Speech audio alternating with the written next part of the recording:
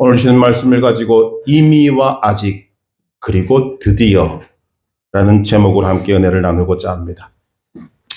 2023년 마지막 날 마지막 주일 예배를 드리고 있습니다.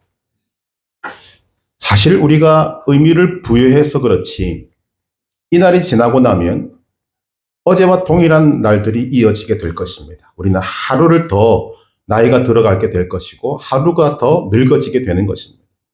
어제와 동일한 날들입니다. 그러나 이런 날이 될 때 우리는 과거를 돌아보고 새해를 새롭게 맞이하고자 하는 마음은 당연하게 생기는 것입니다. 2023년 한 해 그리고 오늘까지 여러분 잘 살아오셨습니까? 2024년은 여러분 어떤 마음으로 맞이하고자 하십니까?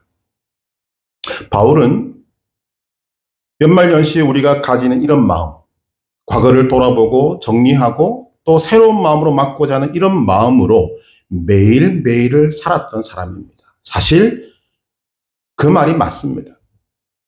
우리가 호흡을 하고 하루를 시작하게 되는 그 순간이 잠을 드는 순간이 되면 내일을 기약할 수 없습니다. 우리는 매일매일을 사실 바울과 같은 마음으로 살아야 하는 것입니다. 바울이 살았던 이런 삶을 이렇게 말할 수 있을 것입니다. 과거와 현재 그리고 미래를 연결시키는 삶을 살았다. 바울은 과거와 현재와 미래를 연결시키는 삶을 치열하게 살았던 사람입니다. 그런 삶을 살았던 바울의 고백은 동일한 인생을 살아가고 있는 우리에게, 특별히 하나님을 믿는 백성들인 우리들에게도 분명한 방향을 제시해주고 있는 것입니다. 바울의 인생의 분기점은 언제였는가? 바로 예수님을 만난 때였습니다. 바울은 그리스도인들을 붙잡으려고 살기를 품고 다메섹으로 가던 중이었습니다. 그러나 예수님이 오히려 은혜를 베푸셔서 바울을 붙잡으셨습니다. 그리스도인들을 붙잡으려고 했던 바울을 예수님이 붙잡으신 것입니다. 바울은 자신을 붙잡아 주신 예수님 앞에 온전히 항복했습니다. 바울은 이것을 오늘 본문에 뭐라고 말하고 있는가 하면 내가 그리스도께 잡힌 바 되었다라고 합니다. 잡힌 것입니다. 그런데 그 다음 문장을 보면 그리스도 예수께 잡힌 바 된 그것을 잡으려고 달려가노라. 얼핏 들으면 모순처럼 들립니다. 바울은 이미 예수님께 붙잡혔는데 바울은 붙잡힌 바 된 그것을 잡으려고 자신은 달려가노라, 달려갈 것이다 라고 말하고 있는 것입니다. 근데 이런 식의 표현은 성경에 적지 않게 많이 있습니다. 빌립보서 2장 12절을 보면 그러므로 나의 사랑하는 자들아 너희가 나 있을 때뿐 아니라 더욱 지금 나 없을 때에도 항상 복종하여 두렵고 떨림으로 너희 구원을 이루라. 여러분 빌립보서는 누구에게 준 편지입니까? 빌립보에 사는 하나님을 믿는 사람들, 예수님을 믿고 구원받은 사람들에게 보낸 편지입니다. 그런데 이미 구원을 받은 빌립보 교회 성도들에게 바울이 뭐라고 말하는가? 너희 구원을 이루라. 바울이 말하고 있는 것은 이것입니다. 내가 그리스도 예수께 잡힌 바 된 그것을 잡으려고 달려가노라. 이것은 하나님이 은혜로 바울을 구원하셨기에 바울은 그 은혜를 베푸신 하나님이 너무너무 감사하고 고마워서 하나님이 내게 베푸신 그 복음의 가치가 자신을 통해 온전히 완성되기를 바라고 있다는 것입니다. 그것이 나온 것입니다. 이것은 구원받은 자가 하나님께 드릴 수 있는 자연스럽고 정상적인 반응이라고 할 수 있습니다. 우리는 의미를 잘 몰라서 못하고 있을지라도 바울은 내가 이미 얻었다 함도 아니요 온전히 이루었다 함도 아니라고 말합니다. 이 말은 우리에게 좀 마음에 부담이 됩니다. 바울이 왜 이런 말을 할까? 바울의 삶을 생각해보고 바울이 당한 고난을 생각해보면 왜 이런 말을 하지라는 의문이 듭니다. 사도 바울 정도라면 이미 얻었다, 온전히 이루었다 해도 무방하지 않겠습니까? 이 정도의 삶을 살고 있는 사람이라면. 그런데 바울은 자신이 받은 것에 대해서 과신하거나 장담하지 않습니다. 오히려 구원을 알면 알수록 더욱 주님께 나아가야 한다라는 것을 강조하고 있는 것입니다. 바울에게 임했던 구원은 어떤 것입니까? 거룩하신 하나님의 끝없는 사랑과 무한한 희생의 결실입니다. 구원은 하나님의 지혜, 초월적인 지혜와 섭리의 결과이며 인간에게 주실 수 있는 가장 최선의 선물, 인간은 도저히 해결할 수 없는 그 선물을 하나님께서 허락하신 것입니다. 이러한 구원은 너무 그 의미가 넓고 깊고 커서 내가 이미 얻었다라는 말이 나올 수가 없는 것입니다. 바울은 우리 모두가 인정하는 영적 거장입니다. 그런데 그가 붙잡은 예수님, 그 붙잡음은 종결적인 것이 아니었다는 것입니다. 예수님을 붙잡고 보니 이미 붙잡은 것보다 앞으로 붙잡을 것들이 더 많이 보이는 것입니다. 그래서 이미 얻었다, 이제는 됐다 생각하지 않는 것입니다. 바울이 밝히고 있는 그리스도인의 목표가 무엇입니까? 구원의 목표가 무엇입니까? 예수 그리스도를 아는 것입니다. 예수 그리스도를 닮는 것입니다. 그리스도의 장성한 분량까지 자라는 것입니다. 즉 바울도 마찬가지지만 오늘 우리들이 예수님을 붙잡음에도 언제나 부족한 공간이 남아있는 것입니다. 채워도 채워지지 않는 예수님의 그 공간이 우리 안에는 늘 존재하게 되는 것입니다. 그래서 바울이 말하는 것입니다.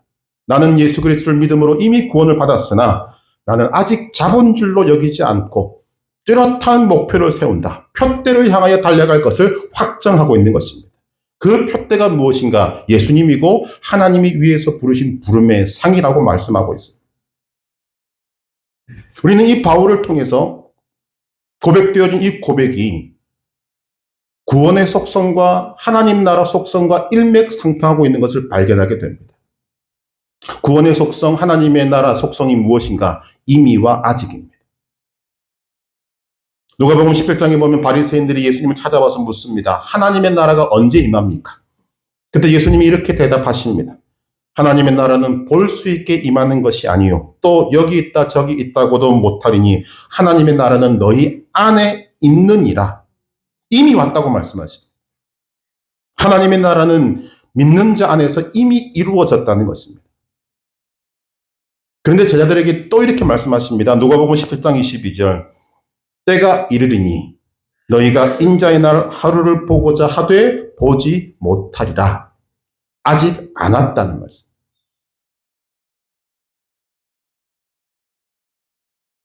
장차 역사의 마지막 날에 모든 사람들이 예수님 앞에 서게 될 인자의 날에 하나님의 나라는 완성되는 것인데 아직 안 왔다는 것입니다. 구원도 마찬가지입니다. 예수 그리스도를 믿음으로 이미 구원을 받았지만 구원의 완성은 아직 오지 않은 것입니다. 이 이미와 아직이라는 말은 오늘 이 시대를 살아가는 그리스도인의 위치를 말해주고 있습니다. 여러분, 우리가 살아가는 삶의 위치를 아는 것은 굉장히 중요합니다. 우리는 구원의 이미와 아직 사이에 팽팽한 긴장감 속에서 살아갑니다. 이미 예수님을 하나님의 은혜로 영접한 우리의 영은 거듭나서 새로운 피조물이 되었습니다. 하나님의 자녀가 되었습니다. 그런데 우리의 혼과 육신은 아직 공사 중에 있습니다. 바울의 고백과 마찬가지로 오늘 우리의 이미와 아직 사이에 있는 우리의 삶은 이 영과 혼과 육신 사이에 치열한 전쟁이 벌어지고 있는 것입니다. 당연한 것입니다. 그렇다면 무엇을 해야 하는가? 우리는 이 치열한 영적 전투를 하면서 믿음의 실력을 키워야 합니다. 믿음의 실력. 이 이미와 아직에 대한 개념은 성경 전체에서 다 포괄적으로 우리에게 설명되어지고 있습니다. 구약에도 마찬가지입니다. 민수기 26장 52절 이하에 보면 하나님께서는 모세에게 이스라엘 백성들이 가나안 땅에 들어갈 것인데 너희는 광야에서 가나안 땅을 미리 배분하라고 하십니다. 그리고 원칙을 말씀하십니다. 여러분 이거 굉장히 성급해 보이기도 합니다. 우리 인간의 입장에서. 왜냐하면 이스라엘 백성들은 아직 광야에 있습니다. 가나안 땅을 밟아보지도 못했습니다. 정탐꾼들은 들어갔다가 나왔지만 이스라엘 백성들의 전체는 지금 가나안 땅을 들어가 보지도 못했습니다. 밟아보지도 못했습니다. 그럼에도 불구하고 하나님은 땅을 나누라고 하십니다. 왜냐하면 하나님께서 그 땅을 주시겠다고 약속하셨기 때문입니다.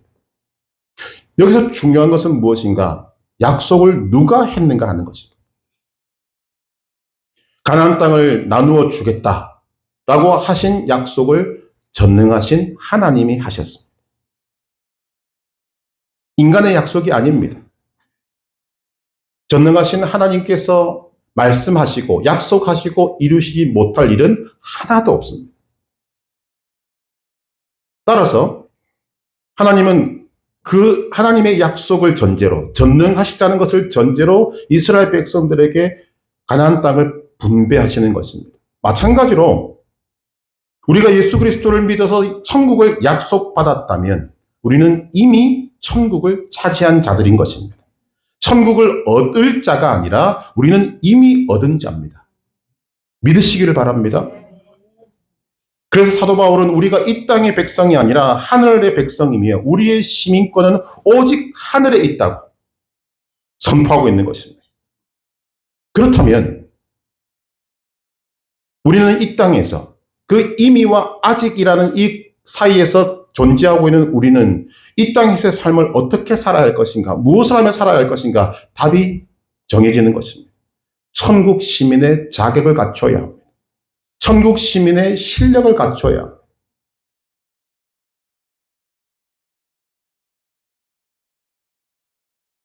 그것이 오늘 말씀에 기록되고 있는 거죠. 우리는 이미와 아직 사이에 있습니다.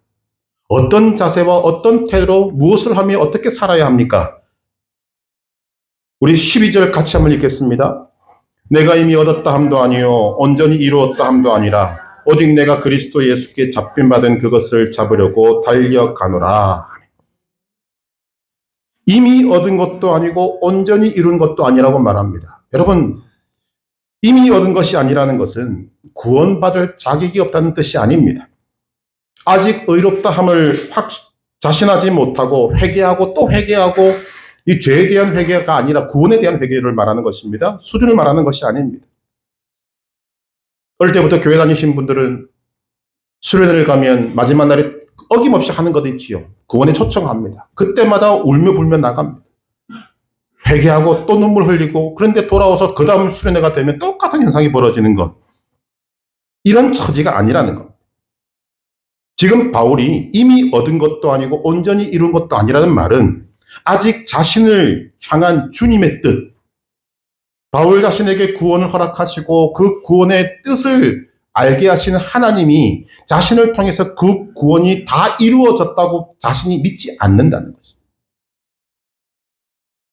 또한 온전히 이루지 못했다, 이룬 것이 아니라는 말은 과거에 비하면 좋아졌지만 아직도 주님께 드리지 못한 영역들, 아직도 죄되고 아직도 세상을 쫓아가고 아직도 죄를 사랑하는 그런 영역이 자신에게 남아있다는 것입니다. 온전하지 않다는 것입니다.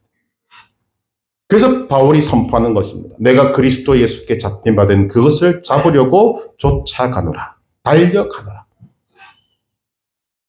예수님께 더 확실하게 잡히고 싶다는 것입니다. 예수님이 자신을 붙잡아 주셨지만 자신이 구원을 받고 보니 예수님이 붙잡지 않으면 자신이 살아갈 수 없다는 것을 그가 아는 것입니다. 그래서 삶을 살아가는 동안 주님 나를 더 붙잡아 주십시오. 더 확실하게 붙잡아 주시고 꽉 붙잡아 주시고 절대로 나를 놓지 말아 달라는 고백을 하고 있는 것입니다. 그리고 자신 안에 아직까지 온전하게 주님 앞에 내어드리지 못한 이런 죄악의 영역, 예수님으로 채워져도 채워지지 않은 그 영역을 주님 앞에 더 드리고 더 주님으로 채우고 싶습니다. 라는 고백을 이렇게 하는 것입니다. 이런 마음이 있으니까 바울이 취한 태도가 무엇인가 하면 아직 잡은 줄로 여기지 않는다는 것입니다. 우리 13절, 14절 같이 읽겠습니다. 형제들아 나는 아직 내가 잡은 줄로 여기지 아니하고 오직 한 일, 즉 뒤에 있는 것은 잊어버리고 앞에 있는 것을 잡으려고 표대를 향하여 그리스도 예수 안에서 하나님이 위에서 부르신 부름의 상을 위하여 달려가노라. 이런 자신을 바라보니까 그가 취할 수 있는 태도는 바로 이것입니다. 아, 내가 아직 잡은 줄로 여기면 안 되겠구나. 잡은 줄로 여기지 않는다. 이 자본율로 여기지 않는다는 말은 두 가지 태도로 나타납니다. 하나는 뒤에 있는 것은 잊어버리는 것이고 다른 하나는 앞에 있는 것을 잡으려고 한다는 것입니다. 이것이 바울이 이루고자 하는 오직 한 일이라고 성경은 말합니다. 이 말은 바울에게 있어서 단 한 가지의 가장 중요한 일이 있는데 그 일이 최고다, 그 일이 최대다, 이것보다 우선적인 것은 없다고 선포하는 것입니다.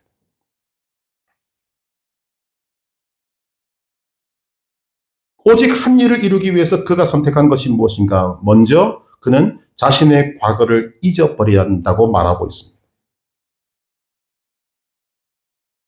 여러분, 매듭짓기라는 말이 있습니다. 어떤 일을 행할 때 그 일을 매듭짓지 못하고 남겨두면 앞으로 전진해 나가는데 방해가 돼요. 찝찝하다는 거예요. 목표를 향한 마음에 집중할 수가 없습니다. 그래서 매듭을 잘 지어야 합니다. 인생의 매듭 잘 지어야 합니다. 우리가 옷을 만들거나 바느질을 할 때 매듭을 짓지 않으면 어떤 일이 벌어지죠? 풀려버립니다. 마찬가지로 인생이 그런 것입니다. 마무리를 짓지 못하면 앞으로 내가 발전해 나가고 성장해 나가는데 우리의 발목을 잡는 일들이 일어납니다. 집중할 수가 없다는 거죠. 그래서 바울이 하는 것이 무엇인가? 뒤에 있는 것을 잊어버립니다. 우리는 이 잊어버린다는 말을 잘 새겨 들어야 합니다. 바울이 잊어버리는 것이 무엇인가? 지나온 과거를 모두 다 잊어버려야 한다고 말하고 있지 않다는 것을 우리는 알아야 합니다. 또 무조건 과거는 나쁜 것이니까 더 이상 생각하지 말아야 한다는 이것도 아닙니다. 그가 잊는다고 말하는 것은 이제 예수님을 믿고 난 다음, 구원을 받고 난 다음에 예수님을 통해서 새로운 목표가 생겼습니다. 그 목표를 이루어 감에 있어서 방해되는 것들, 그 모든 것들은 내가 다 잊겠다는 것입니다. 이건 바울의 과거를 보면 확연하게 드러납니다. 바울은 예수님을 만나기 전에 어떤 삶을 살았습니까? 그는 율법적인 바리새인의 삶을 살았습니다. 율법에 얽매인 바리새인의 삶을 살았습니다. 그는 그것이 옳다고 믿었고 그 옳은 것을 향해서 목숨도 내어놓고 달려갔던 사람입니다. 그런데 부활하신 예수님을 만나고 나니 자신이 힘써 달리려고 애썼고 그렇게 생명 바쳐 달렸던 그 목표와 그에 맞추어진 삶의 생활 방식이 그리스도를 향해 믿음으로 달려가는 그 새 삶의 목표와 맞지 않고 오히려 방해가 된다는 것을 깨달은 것입니다. 그러므로 뒤에 있는 것을 잊어버린다는 이 말은 무조건 자신의 과거를 부정한다는 의미가 아닙니다. 여러분, 인간의 과거가 그렇게 쉽게 잊어지는 것이 아닙니다. 바울이 잊어버리고자 하는 것은 그가 살아온 과거의 잘못된 삶과 잘못된 목표와 잘못된 삶의 방법이었습니다. 다른 말로 말하면 육신을 따라 행했고 자신의 욕심을 따라 행했고 자신의 힘으로 자신의 능력으로 하나님께 나아가려고 했던 일체의 노력과 자랑들이었습니다. 이것이 예전에는 옳다고 여겼습니다. 생명 바쳐도 된다고 생각했는데 예수님을 만나고 나니까 오히려 방해가 되는 것이었습니다.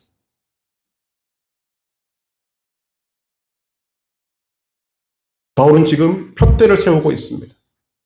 하나님이 위에서 부르신 부름의 상을 향해서 달려가야 합니다.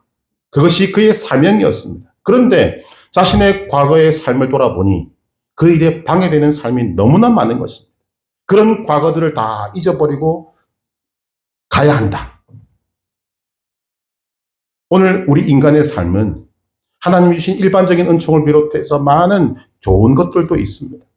그런 것들 다 잊으라는 것이 아닙니다. 우리가 하나님을 믿고 나아가는 데 있어서 여전히 나의 발목을 붙잡고 있는 것.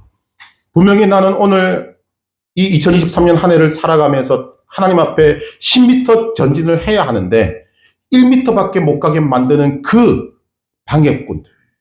이런 것들이 주님이 말씀을 들을 때 깨닫게 하신 것. 내 마음속에 자극을 주셔서 깨닫게 하실 때 주님, 이것이 나의 방해가 되네요. 바울과 같이 잊어버리겠습니다. 그렇게 해야 앞으로 나아갈 수가 있다는 것입니다. 그래서 과거를 잊어버려야 한다. 또 좋은 과거도 잊을 수 있어야 합니다. 인간의 본성은 여러분 악합니다. 그래서 우리가 과거에 하나님이 주신 은혜 가운데서 선한 일 행한 것도 있습니다. 착한 일 행한 것도 있습니다. 그러나 그것이 그것으로 끝나지 않고 인간의 본성이 악하니까 그것이 자기 자랑이 되고 자기를 드러내는 도구가 되는 그런 일들로 변질되는 일들이 일어나는 것입니다.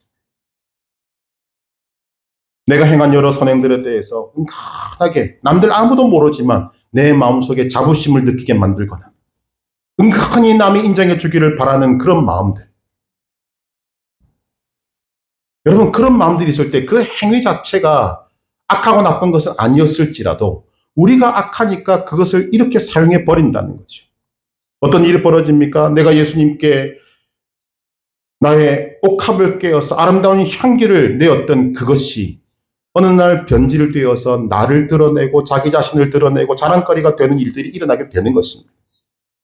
이런 모든 것들을 지금 바울이 잊어버리겠다 하고 있는 거죠.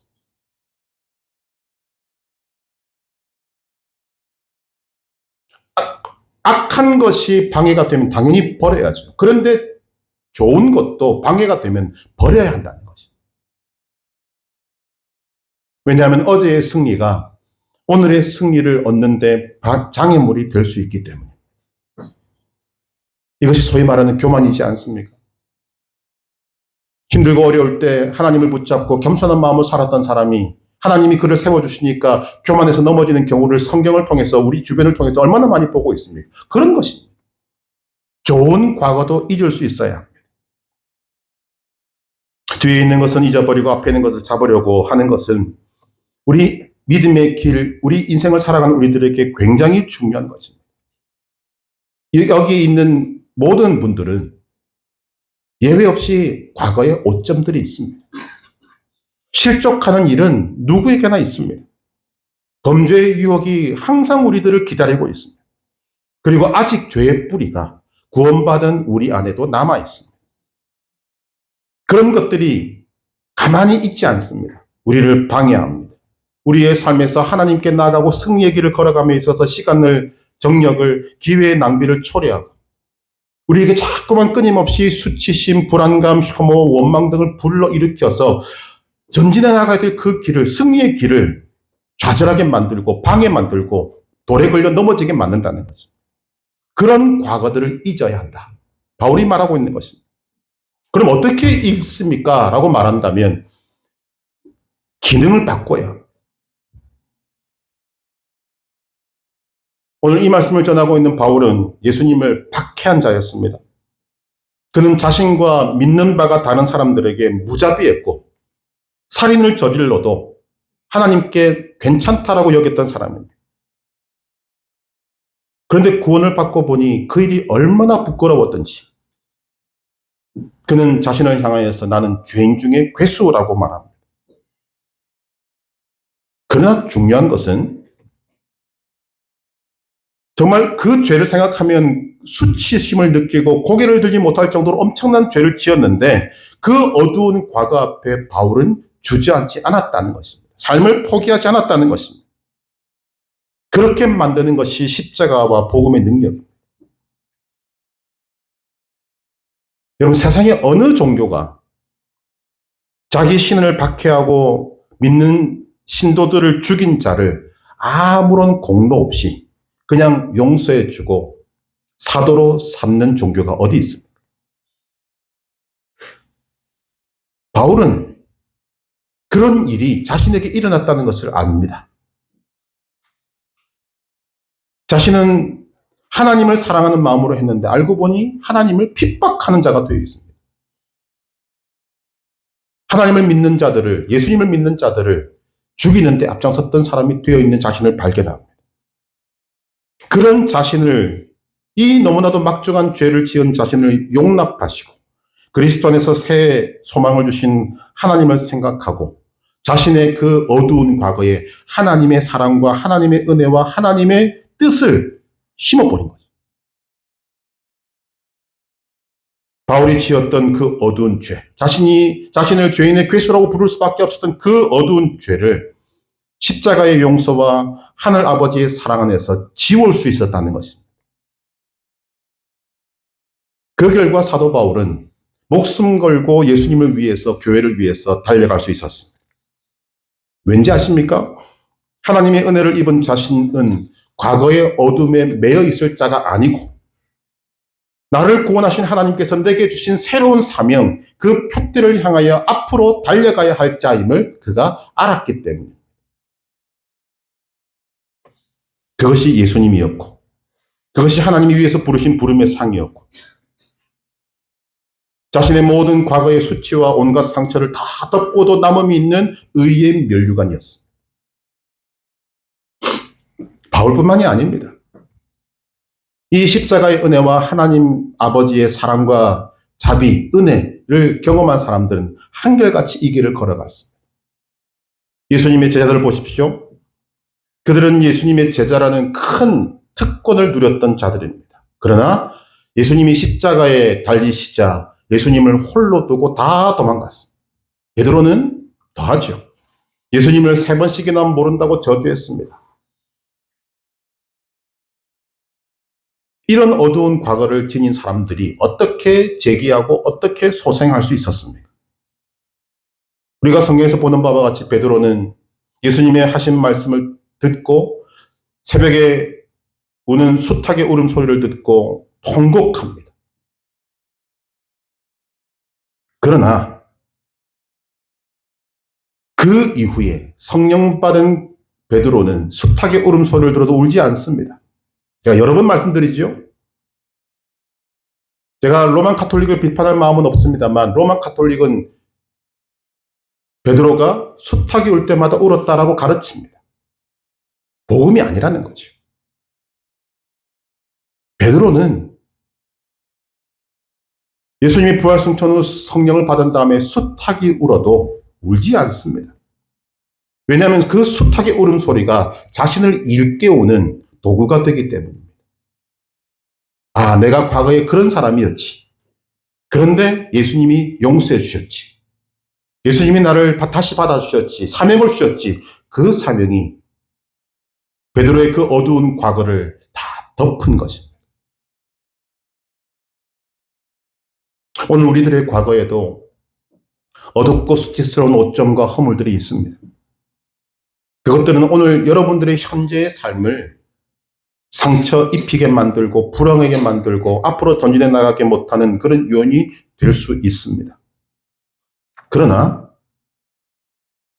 오늘 우리들의 과거가 침울하기 때문에 그곳에 역사하시는 하나님의 자비가 더욱 드러납니다. 우리들의 과거가 암담하기 때문에 우리를 향하여 부르신 부름의 상이 더욱더 빛나고 귀한 것입니다. 우리의 과거가 회색빛이었다면 하나님은 오늘 우리의 현재와 미래를 향하여서 찬란하고 아름다운 색으로 칠해주실 것을 약속하고 계십니다. 우리들의 과거가 주름진 과거였다면 하나님은 우리의 오늘과 미래를 은혜의 다리미로 쫙 펴주실 것입니다. 그 약속이 오늘 우리에게 있는 것입니다.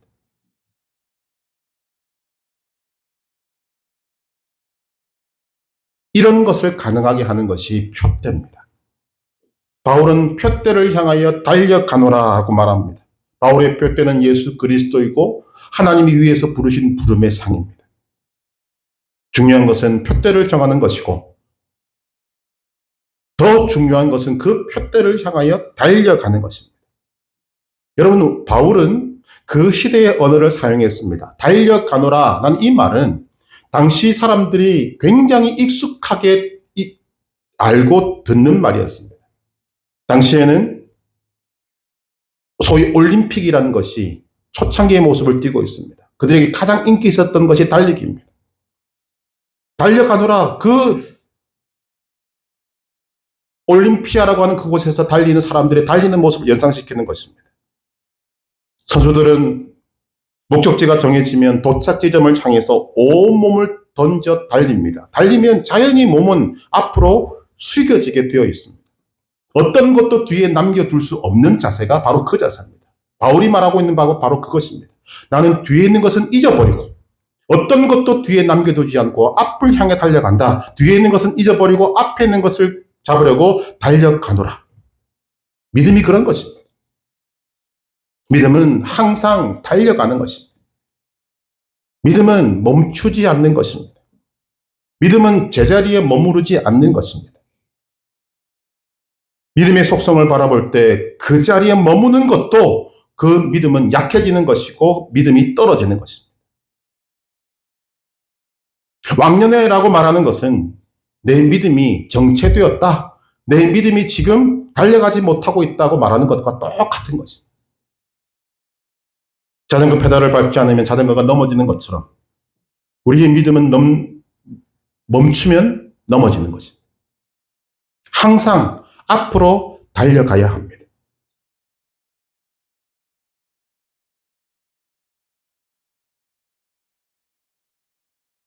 오늘 여러분의 믿음의 진보가 있으십니까? 믿음의 세세한 내용들을 다 말씀드리지는 못하지만 여러분, 오늘 우리에게 이 마음이 있다면 2023년도에 성경을 하루에 한 장 읽었다면 2장 읽을 수 있어야 하고, 하루의 기도를 식사 기도만 할 수 있었다면 감사 기도를 할 수 있어야 되고, 감사 기도를 하는 사람이라면 다른 사람을 위한 중보 기도까지 나아갈 수 있어야 합니다. 조금이라도, 한 걸음이라도 믿음의 진보와 성장이 우리에게 있어져야 하는 것입니다.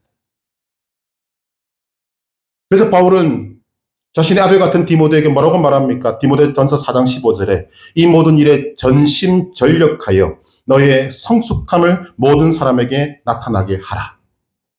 이 말은 오늘 우리가 다 믿음으로 받아야 할 말입니다. 너희는 전심전력하여 너의 성숙함을 모든 사람에게 나타나게 하라. 오늘 우리에게 이런 각오가 있기를 소망합니다.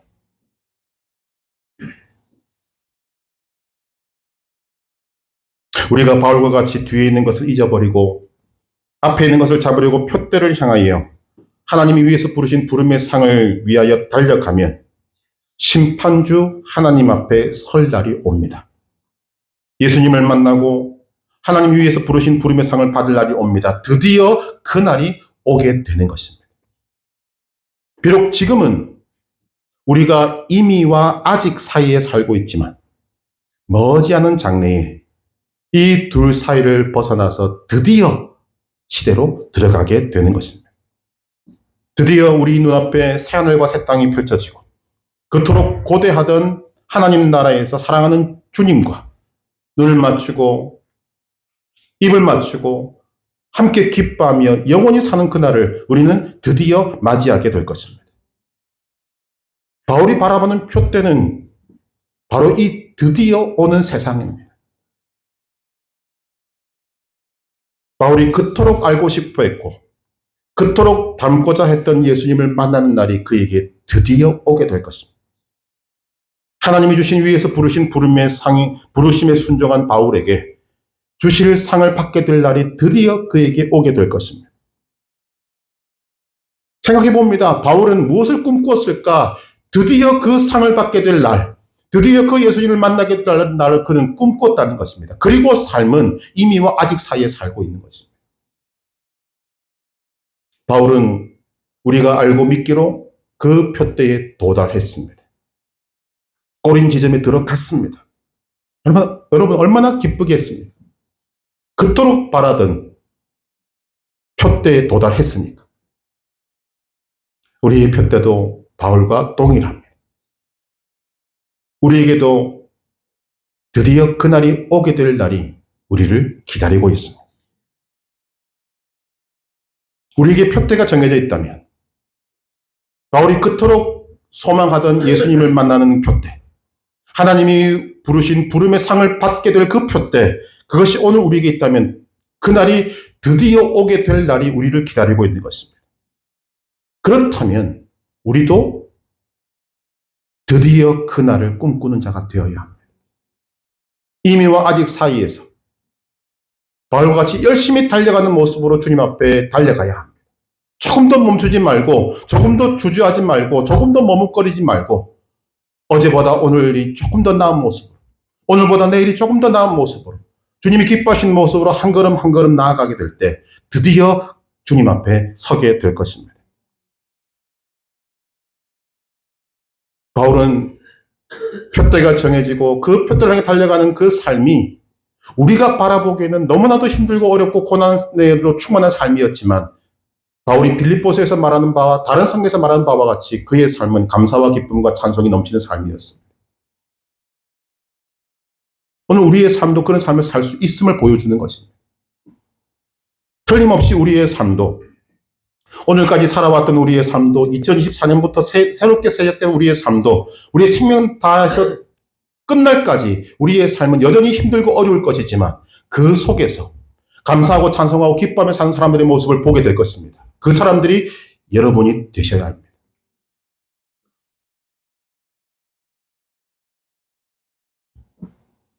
표대가 정해진 사람, 그 표대가 세상이 아니라 오직 예수 그리스도이신 사람, 하나님이 부르신 부름의 상을 너무나도 소중히 여기고 그 삶을 따라가는 사람, 그 사람은 반드시 그 상을 받게 될 줄 믿고 생명 되신 예수 그리스도를 만나게 될 줄 믿고 그 주님과 함께 영원히 살 줄을 믿는 것입니다. 이 믿음으로 오늘까지 살아온 2023년도의 삶을 매듭 지으시고 새롭게 시작된 2024년도 표대를 향하여 달려가는 우리의 발걸음이 조금도 멈추지 않고 힘있게 달려갈 수 있기를 주님의 이름으로 축복합니다.